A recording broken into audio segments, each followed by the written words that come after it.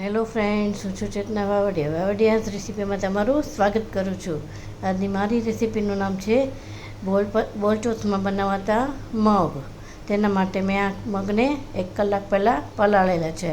હવે આપણે તેની 4 થી 5 વિસલ વગાડશું. હવે આપણે તેના માટેનો મસાલો બનાવવાનો છે. તેમાં મેં આખા લાલ મરચાં 2 થી 3 નંગ, આખા ધાણા, જીરું અને આવી રીતે હળદરનો ગાંઠિયો છે, જે મેં 1 કલાક પહેલાં પલાળીને રાખ્યું છે. હવે આપણે તેની ચટણી બનાવશું. એમાં આપણે થોડું મીઠું નાખવાનું છે. હવે તેને ક્રશ કરીશું. હવે આપણી મગમાં નાખવાની ચટણી પણ તૈયાર છે. હવે આપણે મગ બનાવશું. હવે આપણા મગ બફાઈને તૈયાર છે. એમાં જે આપણે વાટેલો મસાલો કે જે ચટણી છે તે નાખશું.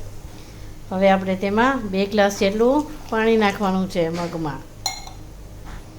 હવે આપણે તેમાં આ 2 ચમચી વાટેલો મસાલો તે નાખીશું. હવે આપણે મગને 10 મિનિટ માટે ઉકળવા દેવાના છે. હવે આપણે તેમાં થોડું મીઠું નાખવાનું છે. હવે આપણે તેમાં 1 ચમચી ખાંડ નાખવાની. હવે આપણે તેમાં ઝીણી સમારેલી કોથમીર નાખવાની છે. અડધા લીંબુનો રસ.